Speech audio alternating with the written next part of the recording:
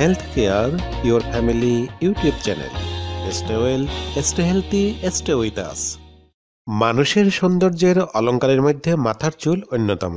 উজ্জ্বল সুন্দর চুলের অধিকারী হতে চান সব পুরুষই, কিন্তু অকালে চুল পড়া সেই প্রত্যাশিত স্বপ্নের পথে প্রধান বাধা হয়ে দাঁড়ায়।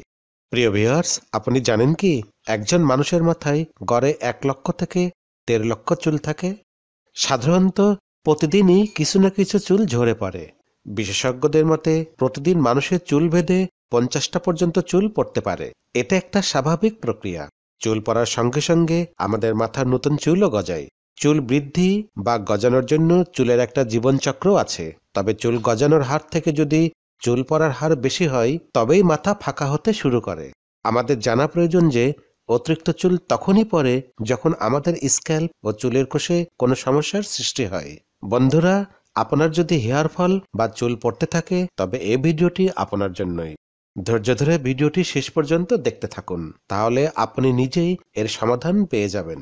এই ভিডিওর পরবর্তী ভিডিও চুল গজানোর ঘরোয়া উপায় নিয়ে দেখার আমন্ত্রণ রইল। চুল পড়ার কারণ। চুল পড়ে যাওয়ার কারণকে আমরা দুটি ভাগে ভাগ করতে পারি। প্রথম ভাগ হলো এমন সমস্যা যা আমরা নিজেরা সমাধান করতে পারি না, আর দ্বিতীয় ভাগ হলো আমাদের দ্বারাই সৃষ্ট সমস্যা, যার সমাধানও আমাদের হাতেই।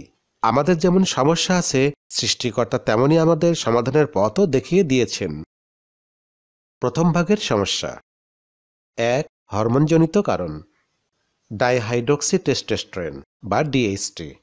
এটা পুরুষ হরমোন, যা চুলের ফলিকলের গোড়ায় গিয়ে তাদের বৃদ্ধি রোধ করে এবং রক্ত সঞ্চালন কমিয়ে দেয়। এই হরমোনগুলো হেয়ার ফলিকলের উপর কাজ করে ও চুল পড়া ত্বরান্বিত করে। সে কারণে পুরুষের চুল বেশি পড়ে। তবে সবারই যে পড়বে তা নয়, কিন্তু যাদের এসব হরমোনের প্রভাব বেশি আছে তাদেরই বেশি করে চুল পড়ে। 2. থাইরয়েডের সমস্যা। থাইরয়েডের সমস্যার কারণে চুল ঝরে যেতে পারে। 3. বংশগত কারণ। বংশে টাকের প্রবণতা থাকলে অতিরিক্ত চুল পড়তে পারে।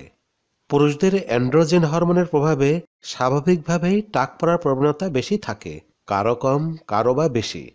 পুরুষের চুল পড়া বা টাক পড়া সাধারণত 20 বছর থেকেই শুরু হতে পারে। এটিকে বলে মেল প্যাটার্ন বা হেয়ার লস বা পুরুষালী টাক, অর্থাৎ কপাল থেকে শুরু করে পিছন দিকে চুল উঠতে থাকে। 4. বয়স বৃদ্ধি। বয়স বাড়ার সাথে সাথে চুল পড়ার হার বাড়াটাই স্বাভাবিক। দ্বিতীয় ভাগ। দ্বিতীয় ভাগে আছে 1. স্ট্রেস বা মানসিক চাপ। দুশ্চিন্তায় ভুগলে বা মানসিক সমস্যা থাকলে স্বাভাবিকের চেয়ে বেশি করে চুল পড়তে পারে। তবে এ চুল পড়া সাময়িক এবং পুনরায় চুল গজায়।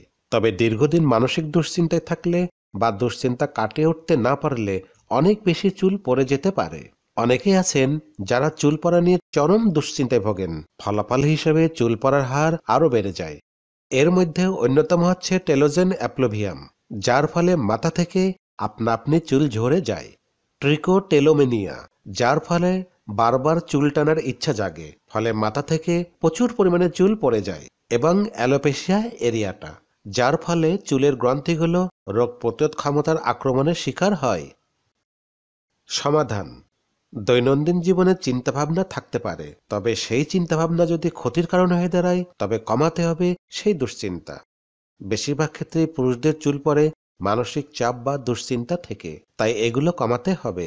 মানসিক চাপ বা দুশ্চিন্তা কমানোর জন্য নামাজ বা প্রার্থনা করা, ইয়োগা, মেডিটেশন খুব উপকারী। সুতরাং মানসিক চাপ বা দুশ্চিন্তা এড়াতে নিয়মিত নামাজ বা প্রার্থনা করা ও বিভিন্ন শারীরিক ব্যায়াম করুন। 2. খাবার গ্রহণ। আমরা জানি যে আমাদের চুলের 91% প্রোটিন।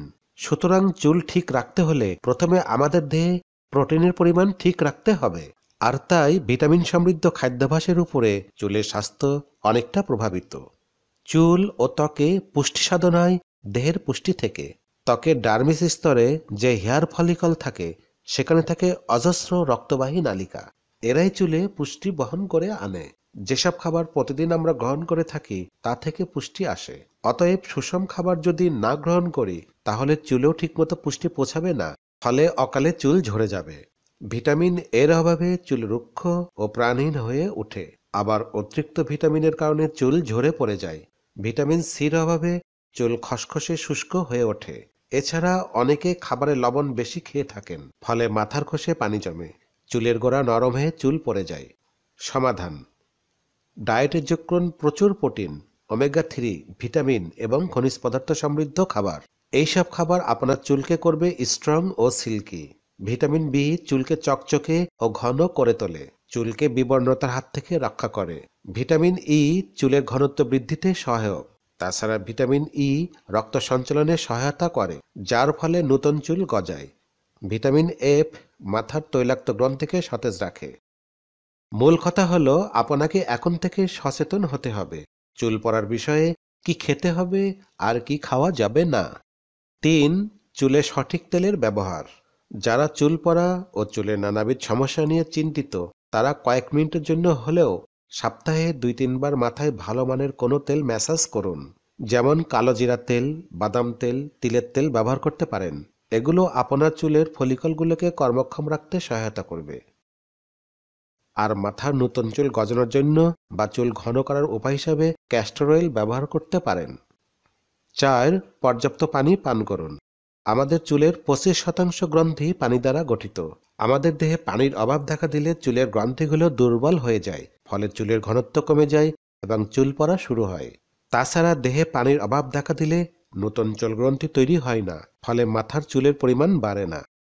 সমাধান: বেশি পরিমাণে পানি পান করুন।